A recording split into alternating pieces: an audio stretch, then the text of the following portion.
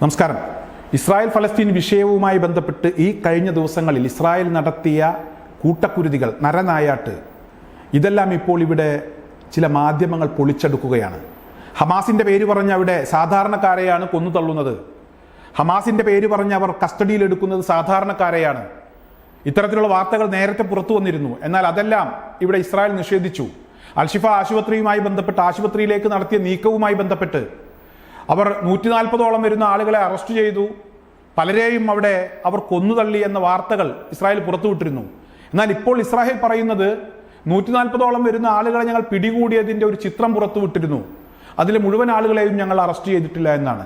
അതായത് അന്യായമായി ഹമാസിൻ്റെ പേര് പറഞ്ഞ് സാധാരണക്കാരെ അറസ്റ്റ് ചെയ്യുന്നു, സാധാരണക്കാരെ കൊന്നുതള്ളുന്നു. ഇതിപ്പോൾ ദൃശ്യങ്ങൾ സഹിതം അൽ ജസീറ പോലുള്ള മാധ്യമങ്ങൾ പുറത്തുവിടുകയാണ്. നിരായുധരായിട്ടുള്ള 4ഓളം വരുന്ന ഫലസ്തീനികളെ വ്യോമാക്രമണത്തിലൂടെ കൊലപ്പെടുത്തുന്നു. 14ഓളം വരുന്ന ഫലസ്തീനികൾ അവരവരുടെ വീട്ടിലായിരുന്നു. അവർ താമസിച്ചിരുന്ന പാർപ്പിട സമുച്ചയത്തിന് നേരെ ബോംബെറിഞ്ഞ് അവരെയും കൊലപ്പെടുത്തുന്നു. അതായത് അങ്ങാടിയിൽ തോറ്റതിന് അമ്മയോട് എന്നൊരു ചൊല്ലുണ്ട്. ഹമാസിനെ കിട്ടുന്നില്ല, ഹമാസിനെ ഒന്നും ചെയ്യാൻ കഴിയുന്നില്ല. പകരം സാധാരണക്കാരെ കൊന്നുതള്ളുക. റഫയിലേക്ക് ആക്രമണം നടത്തും എന്ന് പറഞ്ഞ് ഭീഷണിപ്പെടുത്തുന്നതിൻ്റെ പിന്നിലും ഇത്തരത്തിലുള്ള ചില ഉദ്ദേശങ്ങളാണ്. അതായത് ഞങ്ങൾ സാധാരണക്കാരെ കൊല്ലുമെന്ന് പറഞ്ഞ് ഹമാസിനെ സമ്മർദ്ദത്തിലാക്കുക. എന്തൊക്കെ നീക്കങ്ങളാണ് ഈ കഴിഞ്ഞ ദിവസങ്ങളിൽ ഇസ്രായേലിന് വേണ്ടി അമേരിക്ക നടത്തിയത്? പശ്ചിമേഷ്യ മുഴുവൻ ഓടിക്കിതച്ച് യുദ്ധം അവസാനിപ്പിക്കുന്നതിന് വേണ്ടി ഒരു ഇടപെടൽ നടത്തണമെന്ന് പറഞ്ഞ് പശ്ചിമേഷ്യ മുഴുവൻ ഓടിക്കിതച്ച് നടന്നു. സൗദി അറേബ്യയിൽ പോയി ഇസ്രായേലിനെ പിന്തുണക്കണമെന്ന് പറഞ്ഞു. അതായത് അമേരിക്കയ്ക്ക് ഇപ്പോൾ സൗദി അറേബ്യയെ കിട്ടണം, അതുപോലെ തന്നെ മറ്റു രാജ്യങ്ങളെ കിട്ടണം. എന്നാൽ സൗദി അറേബ്യ ആ ഒരു റിക്വസ്റ്റ് തള്ളിക്കളഞ്ഞു. ഞങ്ങൾക്ക് സൗകര്യമില്ല, ഞങ്ങൾ ഇസ്രായേലിനെ സപ്പോർട്ട് ചെയ്യില്ല എന്ന് സൗദി അറേബ്യ വളരെ വ്യക്തമായി തന്നെ പറഞ്ഞു. ഇസ്രായേലിന് പരിക്കുകളില്ലാതെ രക്ഷപ്പെടുത്തുന്നതിന് വേണ്ടി പല നീക്കങ്ങളും നടത്തുന്നു. അതേസമയം സാധാരണക്കാരെ കണ്ടിടത്ത് വെച്ച് ഇസ്രായേൽ കൊന്നുതള്ളുന്നു. എല്ലാം ഹമാസിനെ പിടിച്ചു, ഹമാസിനെ പിടികൂടി എന്ന് പറഞ്ഞാണ്. അവസാനം അൽഷിഫ ആശുപത്രിയിലേക്ക് നടത്തിയ ഒരു നീക്കവുമായി ബന്ധപ്പെട്ട് ആ ഗ്രൂപ്പിലുണ്ടായിരുന്ന ഒരു സൈനികനെ ഇപ്പോൾ ഹമാസ് വീണ്ടും വധിച്ചിരിക്കുകയാണ്. അതായത് നിരവധി സൈനികർക്ക് ജീവഹാനിയും അതുപോലെ തന്നെ അംഗവൈകല്യങ്ങളും ഒക്കെ സംഭവിച്ചിട്ടുണ്ട്. നിരവധി യുദ്ധവാഹനങ്ങൾ തീഗോളമാക്കിയിട്ടുണ്ട്. ഇപ്പോഴിതാ രവീവ് എന്നു പേരുള്ള 21കാരനായ ഒരു സൈനികനെ കൂടെ ഹമാസ് അങ്ങ് എടുത്തിരിക്കുകയാണ്. ഇത്തരത്തിലുള്ള വാർത്തകളാണ് ഇവിടെ ഇസ്രായേൽ ഫലസ്തീൻ വിഷയവുമായി ബന്ധപ്പെട്ട് ഇസ്രായേൽ പറഞ്ഞ പച്ചക്കള്ളങ്ങൾ, അവർ നടത്തിയ ചതികൾ, അതെല്ലാം ദൃശ്യങ്ങൾ സഹിതം ഇപ്പോൾ പുറത്തു വരികയാണ്. ഒന്നും അവർക്ക് മറുപടി പറയാനില്ല. മറ്റൊരു പ്രധാനപ്പെട്ട വാർത്ത എന്ന് പറയുന്നത് ഒക്ടോബർ 7 ഹമാസ് ഇസ്രായേലിന് അകത്ത് കയറി ബന്ദികളാക്കിയിട്ടുള്ള ആളുകളിൽ ഒരാൾ ഇന്ന് മരിച്ചു എന്ന വാർത്തയാണ്. അബൂ ഉബൈദയാണ് ആ വാർത്ത പുറത്തുവിട്ടിരിക്കുന്നത്. അതായത് മരിക്കാനുണ്ടായ കാരണം ഇവിടെ സാധാരണക്കാരായിട്ടുള്ള ഫലസ്തീനികൾ അനുഭവിക്കുന്നത് പോലെയുള്ള പ്രശ്നങ്ങൾ ബന്ദികളും നേരിടുന്നുണ്ട്. അതായത് ഭക്ഷണമില്ല, മരുന്നില്ല എന്നുള്ളത് തന്നെയാണ് പ്രശ്നം. ആവശ്യത്തിന് ഭക്ഷണമില്ല, ആവശ്യത്തിന് മരുന്നില്ല, ജീവൻ നിലനിർത്താൻ കഴിയുന്നില്ല. അവിടുത്തെ സാധാരണക്കാർ അത്തരത്തിലുള്ള പ്രശ്നങ്ങൾ അനുഭവിക്കുന്നുണ്ട്. അത്തരത്തിൽ സാധാരണക്കാർ മരുന്നിനും ഭക്ഷണത്തിനും വേണ്ടി കാത്തിരിക്കുന്ന സമയത്ത് അവരെ കൊന്നുതള്ളുകയാണ്. ഇവിടെ ബന്ദികൾ മരുന്ന് കിട്ടാതെ അല്ലെങ്കിൽ ഭക്ഷണം കിട്ടാതെ മരിക്കുന്നു. ഒരു കാര്യം ഇവിടെ മനസ്സിലാക്കേണ്ടതുണ്ട്.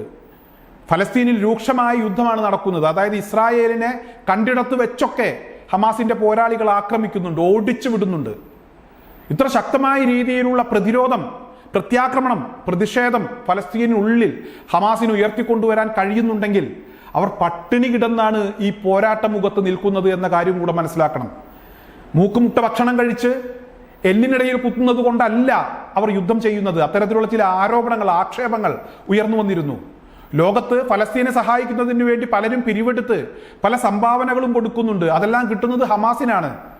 അവർ മൂക്കുമുട്ട ഭക്ഷണം കഴിച്ച് സാധാരണക്കാരെ പട്ടിണിക്കിടുകയാണ് എന്ന ഒരു ആക്ഷേപം ഉയർന്നു വന്നിരുന്നു. ഹമാസ് ഭക്ഷണം കഴിക്കുന്നുണ്ടെങ്കിൽ തീർച്ചയായും ബന്ദികളും ഭക്ഷണം കഴിക്കും. ഇതിനു മുമ്പ് പല ദൃശ്യങ്ങളും അതുപോലെ തന്നെ ബന്ദികളെ വിട്ടയച്ച അവരുടെ അനുഭവങ്ങളും ഒക്കെ നമുക്ക് മുന്നിലുണ്ട്. ഒരിക്കലും ബന്ദികളെ പട്ടിണിക്കിട്ടിട്ടില്ല. അവർക്ക് ആവശ്യത്തിന് മരുന്ന് കൊടുക്കാൻ ഹമാസ് ഒരു മടിയും കാണിച്ചിട്ടില്ല. അവരോട് മാന്യമായാണ് പെരുമാറിയത്. അവരൊരു തെറ്റും ചെയ്തിട്ടില്ല എന്ന് ഹമാസിനറിയാം. പക്ഷേ യുദ്ധമാണ്, ഇവിടെ പിടിച്ചു നിൽക്കണം, വിജയിക്കണം, അതിനുവേണ്ടി പരമാവധി പോരാട്ടം നടത്തുക. അതിലപ്പുറം അവരൊന്നും ചെയ്തിട്ടില്ല. അവരോട് ചെയ്തത് മാതിരി അവർ തിരിച്ചു ചെയ്യാൻ തുടങ്ങുകയാണെങ്കിൽ ഇസ്രായേൽ ഈ ലോകത്തുണ്ടാകില്ല. എന്തായാലും സാധാരണക്കാർ അനുഭവിക്കുന്ന പ്രശ്നങ്ങൾ അത് ഹമാസിന്റെ കൂടെ പ്രശ്നമാണ്, അവിടുത്തെ ബന്ദികളുടെ കൂടെ പ്രശ്നമാണ്. അത്തരത്തിലൊരു സൂചനയാണ് അബൂ ഉബൈദയുടെ ഭാഗത്തു നിന്നും പുറത്തു വന്നിരിക്കുന്നത്. മറ്റൊരു പ്രധാനപ്പെട്ട വിഷയം എന്ന് പറയുന്നത് ഹൂത്തികളുടെ ആക്രമണമാണ്. ചെങ്കടലിൽ പനാമിയൻ പതാകയുള്ള ഒരു ചൈനീസ് കപ്പലിന് നേരെ ഹൂത്തികൾ ആക്രമണം നടത്തിയെന്നൊരു വാർത്തയാണ്. 6ഓളം വരുന്ന ബാലിസ്റ്റിക് മിസൈൽ ഉപയോഗിച്ചാണ് ആക്രമണം നടത്തിയത്. 5 മിസൈലുകളെ US സേനക്ക് വെടിവെച്ചിടാനായി, എന്നാൽ ഒരു മിസൈൽ കപ്പലിൽ തന്നെ ചെന്ന് പതിച്ചു. വലിയ തീപിടുത്തമുണ്ടായി, കപ്പലിന് ചെറിയ കേടുപാടുകൾ സംഭവിച്ചു. നിയന്ത്രണ വിധേയമാക്കാൻ കഴിഞ്ഞെങ്കിലും കപ്പലിന് ചെറിയ കേടുപാടുകൾ സംഭവിച്ചു എന്നുള്ളതാണ്. എന്തായാലും ഇന്ന് പുറത്തു വന്ന വാർത്തകളിൽ ഏറ്റവും പ്രധാനപ്പെട്ടത് ഇസ്രായേലിന്റെ കൂട്ടക്കുരുതി, അവരുടെ ചതി, അവർ പറഞ്ഞ പച്ചക്കള്ളം, ഇതെല്ലാം പൊളിച്ചെടുക്കുന്ന രീതിയിലാണ് അൽ ജസീറ പോലുള്ള മാധ്യമങ്ങളാണ് ഈ വാർത്തകൾ പുറത്തുവിട്ടിരിക്കുന്നത്.